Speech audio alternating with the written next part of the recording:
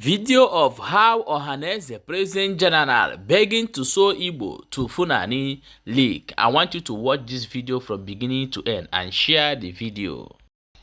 Igbo in destiny, the only active prof on issues of the moment. Okay, madam. Kita can follow here. Oh, yeah, no. Oh, indeed, Jena query. You see, you have 200,000. No more doing it. Oh, the latest is coming to rule in Nigeria. Amaramu, here, Merihachi, Chena, Nambokan, Namquestri, benefit from the wickedness. As you know, now I have hacking. I struggled for 2 days to restore my WhatsApp. Yes, I had a measure. Oh, you know. Get over to the other man. Even going to Kobodoga, sir. I want to. Kedi Uluabundi non a corridors of power. Kedi solution. I'm okay. I do have a job. Kedi young guy, you don't give up one name. I am going to put it there. Ohanaeze Melu a retreat to Hamel on the 27th of May. Last year. They titled it Akobije. Where Paul Semadek as chairman invited all the governors of the Igbo-speaking states. None appeared. Only Governor Enugu State sent the deputy. So, how come one knowing how game? Now, blood guilt, now, no coup of 1966. Ebe onye ndị Igbo gburu ndị Hausa. Ha sị na onye wufuru ọbara ga-ekpu ọchụ. A team agago round penetrate ndị Hausa ọ bụrụ okwu akpụ n'ọnụ. Na ndị Igbo ga-achọ akpọ onwe ha n'aka wee jee mgbaghalụ. Because now the blood vengeance that is crying vengeance of innocent blood. Now onye gburu tata ndị Fulani na afia bụ Chukwuma. So and now action and reaction are never equal. So now hate na operation ihe niile na-achụ Igbo came from that incident of 15th January. From that incident of 15th January 1966. I will send you the documents.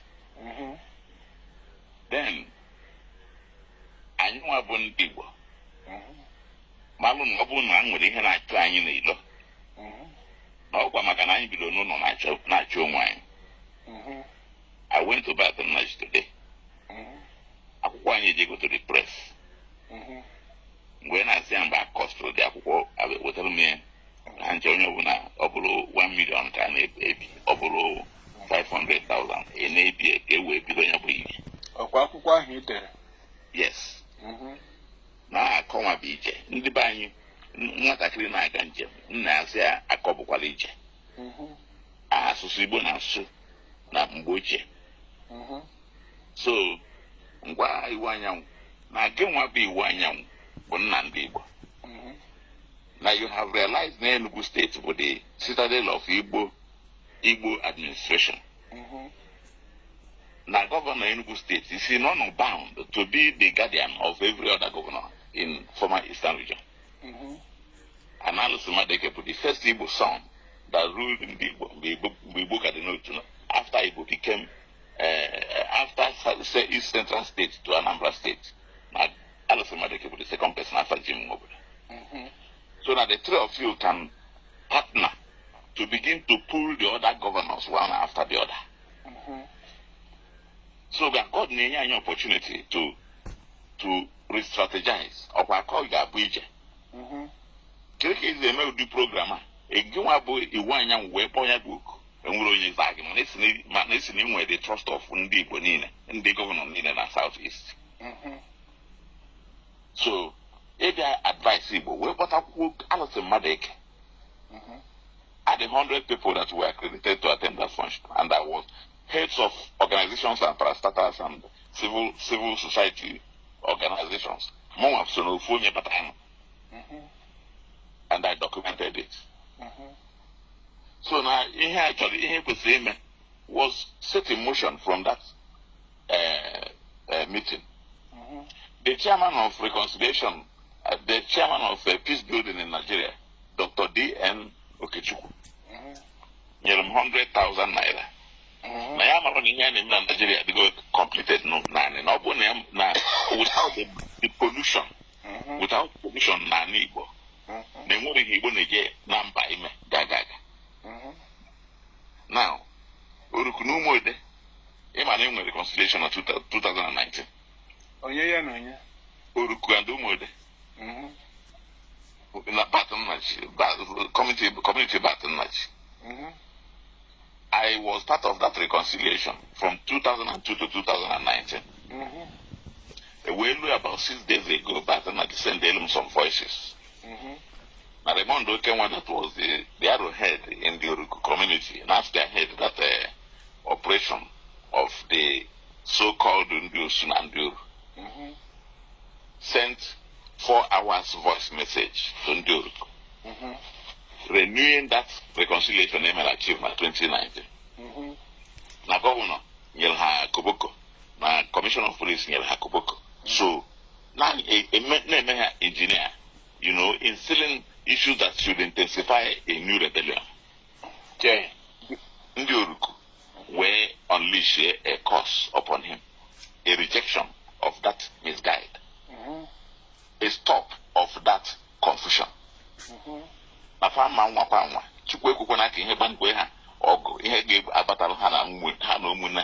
To start a war. This took place for 3 days. The third day, what happened? The man that came while in Abuja died. Okay. Uruku busted into celebration. Okay. So, Nakaji Barabagibo. Oh, here, Anyama Bibo kwesịrị ime ka Nigeria dị mma. If you go know Igbo men, 1966 ka Nigeria ji gosa. Because at the time of 1966, Igbo had no reason whatsoever to engage in coup, talk less of being a champion. And we have not seen reason yet why we have to retrace our steps. And you post in Nigeria, post more, no. But as a village, na family, post amakibu. Okay. Oh yeah, now, Ngewa, na ihe kire, na Ochilo, na Baton Rouge, who patrons of Destiny Lineage Trace and Global Family Reconciliation Initiative. So, na anyanwa ibonde, or yanwa ka governor there, the acknowledgement of the governor. We go that later. The pioneer, Destiny Lineage Trace and Global Family Reconciliation. So we need a reconciliation at the family. And Nandi Budi, they qualified. If we can restructure our family and unite as one, we can champion reconciliation across the world. The Shite and Sunni Buddhists were children of people of one destiny and one origin. Because of Nebulu, they lacked blood in line of Muhammad, Prophet Muhammad. Shite for 90%, Sunni for 10%. So that blood guilt of that innocent blood, because there wasn't any crime this man convicted to deserve his death. That is a conflict in the Middle East. The last cousin of that related to Muhammad Prophet Muhammad God. Okay. Ọ ya nwa bụ onye egbu eji wee bido igbu ụmụnne bụ ndị Muslim wee bido igbu onwe ha till date. So now that Ali one cousin Muhammad, Prophet Muhammad, or gonna put the crime or commit eji gbuo ya. So he was innocent. All the same way ka Chukwumanzogbu ji wee gbuo Saduana. Ndị Fulani were na avenge his death till date. So kedu ogene ka ndị Agụleri na Ụmụlebe mee ha ncha ha na ụmụnne ha over the years were n'ọgụ ha nọ na-egbu onwe ha. So this is what we are supposed to do. And until we rise to do it, nobody preacher I say yes. Not here Muslim. So our book has gone to the press. With the custom. Formatting can be now. How many pages when we get cost oil? I cost oil. I was going back yesterday. Now I can make you go there. No, you know, you go 100,000. You can send legal materials of that I coverage. Who so now among about head of a parastatal that I have told you now. Destiny Lineage Trace and the Global Family Reconciliation Initiative. So we need to begin to reunify our family as a family of nation. Ndigbo, I don't know dilemma can you Nigeria we chant a new song if we are able to achieve this. Then I get about 2:27 wait for your message. So now this is the best hour to do it. Ndewo, Dr. Harford. Abanyukwa na ahụ. Obere m ịgbanyụ isi na netwọk. Mba. O nwere ajụjụ m ga-ajụ tutu m ekwu ihe m chọrọ ikwu. Ndị Fulani a unu na-eje rịọ arịrịọ. Ha bidoro gbuo ndị Igbo gbuo na 1937. Ha bịakwa gbuo ndị Igbo 1945.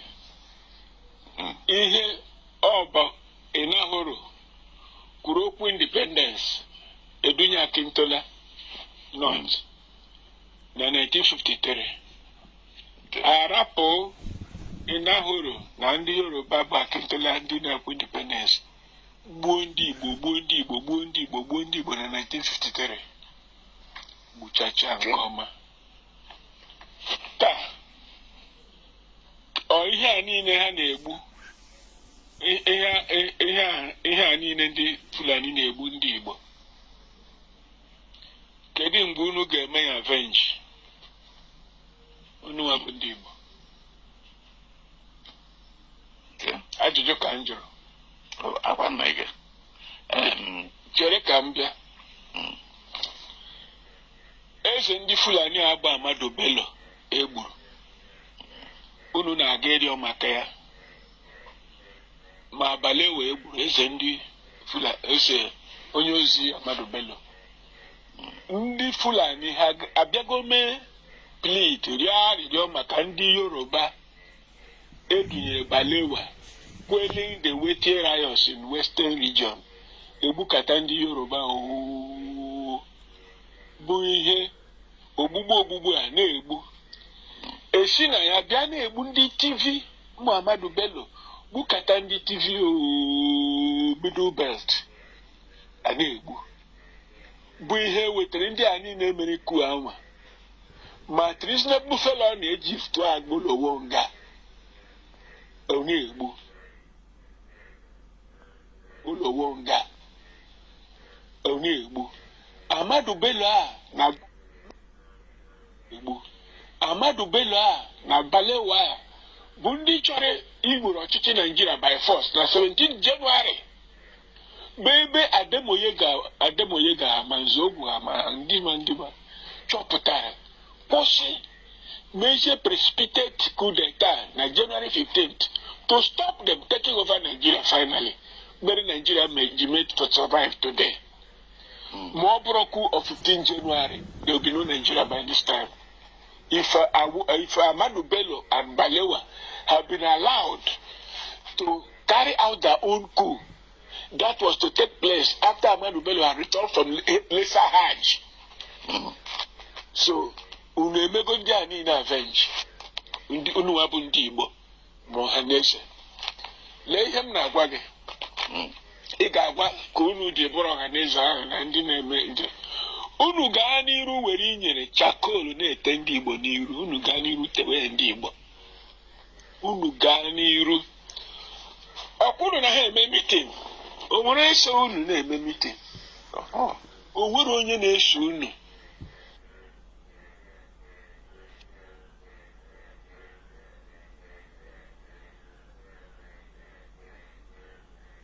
Sorry, network. I mean, credit him. Kedu ebe m kwurutere okwu? Anyị nwa na-akpọ meeting. Ndị one ka anyị na-akpọ ma ejebe ime meeting ahụ. Ọ bụ ihe m jụrụ unu. Yes. Ọ bụ ka unu si bụrụ ndị na-amarọ ihe ọbụla na-eme na Naịjirịa, ihe ọbụla na-eme ndị Igbo, ihe ndị niile ndị arụrụ ala na-ele ndị Fulani na-arụ. Ọ ndị na-ekwuchitere Fulani okwu bụ unu nwa niile bụ ndị na-eje meeting ahụ. Unu adịghị akpọ Igbo ọzọ ndị ga-agwa unu ihe a m na-ekwu. Si ihe a niile ndị Fulani na-egbu ndị Igbo gbukata 1937, 1945, 1953, gbukata ndị Yoruba in quelling wete riots, gbukata ndị TV, gbukata ndị Middle Belt. Ahmadu Bello na-ekwukwa ekwu na ihe a na Middle Belt bụ footstool ha na ha na-agị dipụ Koran to the sea. Na ha ga-akọnka ma Igbo ma Yoruba ma gịnị. Ihe niile a na-eme mekata tupu eme that coup. That coup d'etat, enwere coup d'etat January 17th, 1966. Ahmadu Bello na Buhari na Akintola na-eme plan to walloping the West. Aha coup d'etat ahụ. Nke ha ga-ejizie overtake Nigeria, coup d'etat. Mee coup d'etat na Nigeria. Sizie Nigeria. Edocheta Ademologun wana show the inde. Ma ndị niile may change the army leadership. Ndị ga-carry that coup d'etat. Bụ ihe mere nzogbu a ma Ademologun ma ndị ọzọ. Coup d'etat nke ha abụrụ supposed to be January 15th. All ma to prevent Ahmadu Bello taking over Nigeria, yeah, Balewa, in a coup d'etat. And if that had happened, Nigeria would have disintegrated. It is that 15 January that saved the Yoruba, that saved the Igbo, that saved the Middle Belt, that saved the TV, that stopped the Wete campaign in Middle West, in West. Oh, Yama, and preserve Nigeria. Oh, today, the Hausa no no. Ahmadu Bello. Not that nobody wants killing, but the Fulani want killing. They want that is killing is their business. Now, till today, I had in the Fulani na Hausa biligo ninja. Unu abundibo. Where ma otro history, ebo history unu bidoro bu January 15 na egbureze ndị Fulani. Ndị Fulani bukwanere ndị Igbo since 1937, 45, 53. Eze ndị Yoruba since 1962. Na-egbu Wete campaign na Midwest na Western region. Na-egbu eze ndị TV, na-egbu eze ndị Middle Belt. Si na Ahmadu Bello si na ha ga-edipụrịrị Koran into the sea. The sea. Na-ekwu na Middle Belt the footstool ha na ha kọnkago ha. Na ndị ọzọ ma Igbo ma gị na ha na-aga kọnka. Unu abụ ndị akpọrọ onwe unu ndị Igbo. Unu were chakol inyere je na-ete ndị Igbo n'iru. Sinu na-aga ime abolition area ndị Fulani ahịrịa na unu gburu eze ndị Igbo. Ndị Igbo, sọ ndị Igbo mere coup ahụ. Ọ bụ sọ ndị Igbo mere coup ahụ, nọ ndị Igbo lead, nọ Chukwuma leadiri ya coup ahụ. Ihe m ga-agwa gị na ndị Igbo ọzọ ahụ na-eje ije ekwensu ahụ, ije arụrụ ala ahụ si gaa n'iru were pọtọpọtọ tewe ndị Igbo n'iru. Ma iwu anyanwụ, ma iwu kpakpando, ma iwu nkịta, ma iwu ewu. Gaa n'iru ma onye rị mmadụ eke ma manwụ eke ma ndị niile pịkọtawa anyị wee gaa n'iru were inyere tewe ndị Igbo n'iru. Ugbu a na-achọ ka a ga-esi ibu arụ a niile ndị Igbo na-ebupụrụ ndị Naịjirịa. Onye a na-akpọ Buhari bịakwa gbukata ndị Igbo gbukata ndị Igbo gbukata ndị Igbo. Ekwensu a na-akpọ ambasadọ gịnị ji mee Ohanaeze gịnị ma George Obi ọzọ yọkpụrụ ya yọbata na Ohanaeze si na President General. N'Igbo niile a na-egbu Buhari gbukata o jee were osi na medal were nye 82 Division Commander kene ya ka o si na-egbu ndị Igbo ndị nke ya. O nwere ihe ọzọ ọrụ nke a na-akpọ iwu anyanwụ nke ya. After ma otokoto niile, the next thing ọ ga-eme bụ ịnọ ebe ahụ chọọ ka ọ ga-esi chiwa ka arapụ itinye ndị Rivers Igbo ka arapụ esi na onwere ebe Igbo niile Igbo dị ma ewepụ Central State. Unu na-aga n'iru na-eme ya. Ndị Fulani a na-ekpokọ Fulani niile nọ n'ụwa Afrịka na ha na-eme mitin na Naịjirịa. Yoruba na-ekpokọ Yoruba niile nọ n'ụwa ma Kogi ma Akwara si na ha bụ Yoruba bịakwuo na Delta ma Edo. Ụwa niile n'ijo niile si n'ọwa nwe mana unu niile bụ Igbo ahụ si sọ Igbo bụ isi n'Ọka ịbịa n'Enuguelaghachikwa bụ sọ Igbo na ndị ọzọ abụrụ Igbo. Unu na-agba okirikiri. So ụnyaahụ ka Iwuanyanwu ma na-enwere Igbo na Rivers State. Maka gịnị? Maka ọ chọrọ siri gawa enye na ndị Rivers State opportunity ka ha mee produce Ohanaeze President General. Unu nọ ebe ahụ na-agba okirikiri. Gwa ha na m sịrị nwa Ogbuonye sịrị na unu gaa n'iru were inyere tewe ndị Igbo n'iru. Fulani kwesịrị ịrịọ mgbaghara na Naịjirịa. That is Haji Alimbe Kaltum na-agwa